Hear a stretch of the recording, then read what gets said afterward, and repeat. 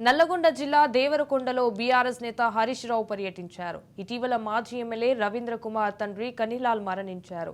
MLC అభ్యర్థి రాకేష్ రెడ్డి ప్రచారానికి మద్దతులో భాగంగా రవీంద్రను పరామర్శించిన హరీష్ తండ్రి కనికాల్ చిత్రపటానికి నివాళులర్పించారు.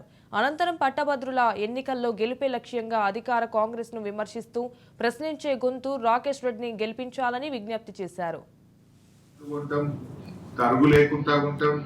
చివరి గింజదా గుంటామని డైలాగులు కొడుతుంది, కానీ క్షేత్రస్థాయిలో ఆ పరిస్థితి లేదు. ఎక్కడ చూసినా 4 కిలోలు 5 కిలోల తరుగు రాష్ట్రంలో పెడతా ఉన్నారు. వడ్లకు రైస్ మిల్లుల్లో 4 కిలోలు 5 కిలోలు తరుగు పెడతా ఉన్నారు. ధాన్యం తడిచిపోయి మొలకెత్తినా కూడా కొనే దిక్కు లేదు.